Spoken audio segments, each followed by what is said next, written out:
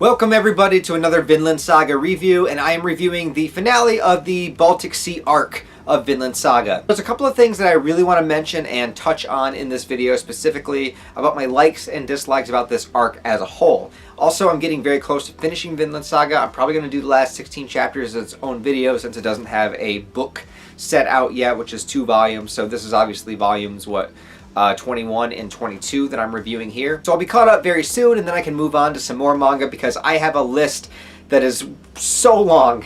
I want to get to all this manga for you guys and be able to review the series that I really love. So I have a long list to get to, but I just got to barrel through Vinland Saga because I'm so addicted to this series right now and everything that's going on. One thing I want to say is that I am very much a fan of Thorfinn's character at this point in the series. I love the progression that he went through. I liked how he was this chaotic, revenge-fueled child, basically, in the first arc. I loved him in the slave arc, his character development in that arc, the writing of that arc to begin with. All of the characters, from the slaves, from Arnid, from Einar, everybody that was in that arc was written incredibly. Even the characters that were douchey, like Keitel and everybody, and his son. All those characters were beautifully written, and the story had a great focus going from the beginning to the end, and a lot of great lessons in there too, just about life in general. Now, we know that Vinland Saga, the story that it preaches, the theme that Vinland Saga preaches, is to try to come at conflicts without fighting. How to fight without fighting is kind of the ultimate goal of Vinland Saga, and the irony is setting your story into one of the most violent times in history, although I'm not a history buff and you guys know this, but the idea is Vikings are these, savages fighting for war, the glory to go to Valhalla, all these things. Like, war is such a big deal for the people in this world, and you're writing a story about a pacifist. So that's where the conflict lies, and that's what makes it interesting and keeps things on their toes. And how Thorfinn has developed into who he is now in this volume, in this book of Vinland Saga, I absolutely loved it. I loved his character progression, his development, and everything that's happened with Thorfinn. Thorfinn is one of the few examples of a series where my favorite character is the main character of the series. I mean, obviously Berserk, because Guts is one of the best fictional characters of all time. The only other series I could think is, I guess Gantz and maybe Yu Yu Hakusho. But besides those are the series where I think the main protagonist is probably the best character. But in order to challenge Thorfinn and challenge his ideals and challenge the expressions that he's been set out and his whole goal of creating Vinland, this land of peace, was the moment that I have been waiting for a very long time, and that is for Thorfinn to not only find out that Floki was the man that hired Askeladd to kill his father, but for Thorfinn to know that information and come face to face with Floki himself and how he would deal with this situation. And I got that in this volume. And I just want to say that I am very torn upon the scene on which this happens. And let me explain what I mean. So, Thorfinn is here. They're trying to escape this the Jomsvikings area without any conflict and whatnot, and he has the child who's going to be the successor, Floki's grandchild. And Floki arrives on the scene, and Thorfinn immediately goes into a blinding rage. Seeing him, it overtakes him. His darkness, his beast of darkness, overtakes him, and he immediately slashes, cuts Floki's fingers off. Floki's freaking out. He's on the ground, and Thorfinn is about to deliver the final blow, completely lost in his rage, lost in his temperament. And before he can do so, Floki's grandson, I'm sorry I forgot his name right now, but he goes over top of Floki and tries to protect him. Not because he's aware that Floki is a horrible person, but at the end of the day, it's still his grandfather. And I understand that the idea of what they were trying to write in Vinland Saga during this moment was that if Thorfinn did kill Floki here, it would continue this cycle of violence that he had been on, because it could lead the grandchild to grow up with a vendetta against Thorfinn himself. And Thorfinn saw his younger self, the child, within this child that was in front of him.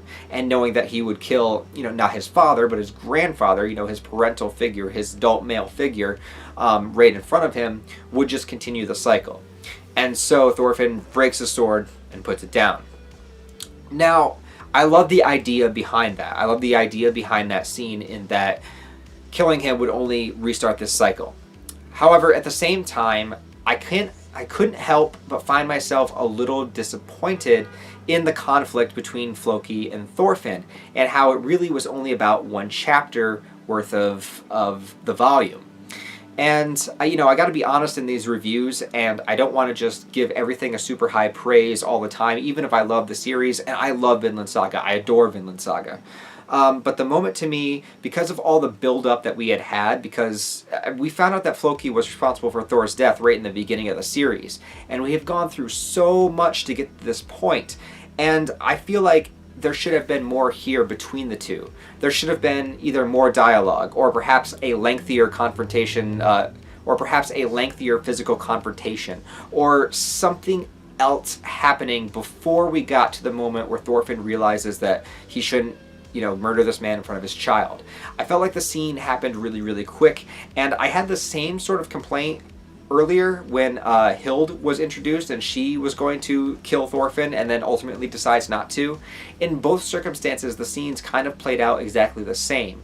And I don't really know, like, this is the problem that I have, is that I don't have an example of how I would fix it. Like, I don't know. Obviously, Makoto Yukimura is a much better writer than I am, and he knows what he's doing, and he knows what he wants to do for his story. I'm not judging that whatsoever. I'm just saying that for me, the scene didn't quite work the way that I wanted it to, or perhaps the way it was intended to, because I understood the meaning of the scene, but the scene playing out itself, I felt like it just went through the motions of what it was supposed to do, and didn't give me that extra oomph that I wanted. And what was it that I wanted? That's the thing. That's my problem, is I can't really tell you. I can't explain it right now. I don't know. I'd have to give it a lot more thought put into it. I read this last night, and I'm doing my review today. But yeah, I gotta say that scene, it just felt like I needed a little bit more. Because, I think before in Vinland Saga, in the first two arcs, there were a lot of scenes that kind of really took me by surprise that I was not expecting to happen. Obviously, Askeladd's death and how that happened, I was not expecting whatsoever. Obviously, Knut's immediate change from being this wimpy kid into, being a stern leader, I did not expect. Even in the slave arc, from Thorfinn going from being depressed and not caring if he died to working really hard, to me, like, really caring about two characters growing wheat as intensely as I cared about two characters growing wheat. It's incredible. This arc, though very entertaining, and I love Thorfinn's character through and through, I felt like was kind of going through the motions of what I expected it to go through, and with the Floki scene, I felt like it was a perfect example of that, is this is exactly how I kind of thought it would go down, but it just kind of went through the motions, hit the bullet points, and then we moved on to the next thing. So for me, that didn't quite work the way I wanted it to, especially since Floki, it's been built up since the beginning of the series. I don't know. Anyways, I'm off of that tangent. Sorry about that. Floki does definitely encounter a humiliating defeat, though, because not only that, but he was also kind of banished, and the Joms Vikings were disbanded by the end of this volume. So Floki did lose everything. And I didn't want Thorfinn to ultimately kill Floki, because that would be, character regression for Thorfinn, and it would give Hild a chance, an excuse to kill him. So I knew that wasn't going to happen, but again, because I knew that wasn't going to happen, yeah, I don't know. But moving on from that, there were a lot of other great things that happened in this volume that I did much enjoy. One was the final confrontation with Garm, and he kind of served as the final antagonist of this arc as opposed to Floki. And when Garm comes back, jumps the wall, finds his spear, challenges Thorfinn, challenges Sigurd for a little bit too, who got kind of fucked up. He had a few arrows in him and whatnot. And Sigurd's another character where I'm not really too sure how I feel about him, because he was introduced as being a semi-intimidating character, and now he's pretty much been made a comic relief character, so I don't really know how I feel about him. But for Garm, I do really like him. I like Garm, and I was mentioning in my last review that Garm as well, I wanted a little bit more out of him. We did get a little bit of a backstory on Garm during this volume. Very short, very sweet, but not like a full-blown kind of example of his complete upbringing or anything. But he has a moment when he is challenging Thorfinn, and Thorfinn's on the defensive as he is. He does have a knife, one of his signature weapons, and I loved this moment. The moment where, you guys know what I'm talking about, I'm probably going to use it as the thumbnail, the parallel between Thors and Thorfinn now growing up, becoming a man, and placing down his weapon, knowing that a true warrior needs no sword. And I like how he kind of incorporated lessons from his actual father, Thors, and from his father figure of Askeladd, whether it's Stockholm Syndrome or whatever you want to call it. Askeladd still kind of served as that, like, adult male mentor figure for Thorfinn as he was growing up. Like, regardless of how you feel about Askeladd, that's the place that he had in Thorfinn's life. He was he was the leader, he was the alpha, he was the one you defer to, he was the father figure, you know?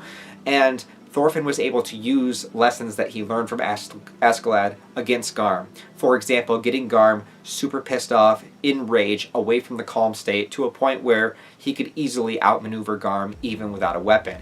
He taunts him, he tells him, like, this is the... I think he says something a lot, because Garm is saying something along the lines of, you know, this is it, kill or be killed, whatever, and Thorfinn's like, well, you know, when you're as skilled as me, you have to increase the difficulties, so I'm going to defeat you without killing my opponent, and you could try it if you want. I think he calls him a rookie, at least in the translation that I read and everything, and I thought that was great. I thought that was amazing.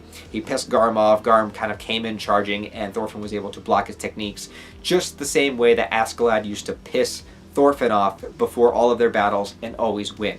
Because Askeladd was always calm, Thorfinn was always enraged, and that's exactly what he attributed back to Garm. He put him in a rage state, he was in a calm state, and he was able to knock Garm out, which I thought was fantastic. Also, the symbolism of him throwing down the knife and everything, it was exactly what I wanted out of Thorfinn's character. So despite me being disappointed by the Floki and Thorfinn interaction, I was very satisfied and very happy with the fight with Garm. And there's also another beautiful chapter that's only one chapter long that is from the perspective of just one of the random Vikings that are fighting against the Jomsvikings, where he's lying and he's dying, and the entire chapter is in his head about him waiting for, you know, the horses and the women of Valhalla to take him away, and as he's passing away, they don't show up. And he noticed it's getting darker, and he's getting harder to breathe and harder to see, and he's fading, and they're still not showing up. And he realizes they're not going to, that there is no great glory, you know, after death. Death is final. And I thought this was a really awesome chapter. I thought that was just, it kind of came out of nowhere, but it hit on a very a deep level, and I thought it was wonderfully written, and I really liked the idea of this warrior that spent his whole life, you know, worshiping war and hoping to go to Valhalla when he dies, realizing that there is nothing. So it was like super dark, super depressing, but really good writing. And the finale of this arc pretty much wraps up with Thorfinn becomes, you know, they declare him the leader of the Jomsvikings, and he completely disbands him. That's his rule, is that they are disbanded, and he even got Thorkel to be on his side about that, with the notion that at some point him and Thorkel have to throw down, they have to have another fight, because that's what Thorkel is all about. And Thorkel actually lets it go for now, because... because Gudrid apparently it has been crushing on Thorfinn this entire time, which I thought was really funny, really cute, and it does give a little bit more of her character to see how she's feeling about the other people she's been traveling with, and of course she would love Thorfinn. I mean, look at Thorfinn. Thorfinn's awesome. Of course she would like him. And she gets all embarrassed about it, and like because she had to say it is what kept Thorkel from fighting Thorfinn, so you know, it's kind of out in the open now. So I'm wondering how Thorfinn will go along with that, because I mean, he's pretty much been a solitary dude his entire life, so I don't know how he's going to do, like, relationship wise, if he decides that's the direction he wants to go. Other than that, Sigurd is still around, so I think he's going to want to take Gudrid back with him. She did agree to it to help them escape, so I don't know. We're going to see what's going to happen with that. And I believe the next arc is finally going to be setting sail to Vinland, which is odd because I felt like they still had a ways to go in order to sell all the narwhal horns and stuff that they need the funding for, but maybe we're going to kind of give a little bit of time skip, I'm not sure. But I am looking forward to what's going to happen in the future. So overall, my opinions on this arc is pretty much what I've been saying from the beginning. It is very entertaining. I enjoyed reading it. I really love Thorfinn's character right now. I like some of the side characters. I loved Einar since his introduction. I like Gudrid. I like that Leif Erikson is around a lot more. Garm was a pretty fun villain. I like that Thorkel was back. I loved these characters, and I thought the arc itself was solid, entertaining, but it just kind of felt a lot of the times during this arc that it was kind of going through the motions of what I expected, and because the writing in the first two arcs of Vinland Saga was so, like, you know, 10 out of 10 top tier, I was expecting some twists and turns that I wasn't expecting. I was expecting to not expect things. But pretty much everything that I thought would happen in this storyline happened the way that I thought it would. So it's not, I wouldn't say it's a letdown, but if the first two arcs are a 10 out of 10, I would probably give this one like a 6.5 or a 7, somewhere around there. Anyways, guys, so what did you think of the Baltic Sea arc as a whole of these volumes? What did you think about the confrontation between Floki? Am I crazy? Do I not know what I'm talking about? I don't know. Put all that in the comments below. Let me know what you think. Like this video. Subscribe if you want to stick around and see some more. Check out the description for Twitter, Discord, Patreon links if you want to support the channel on a deeper level. Other than that, guys, I hope you have a wonderful day, and I'll see you in Valhalla. Except probably not.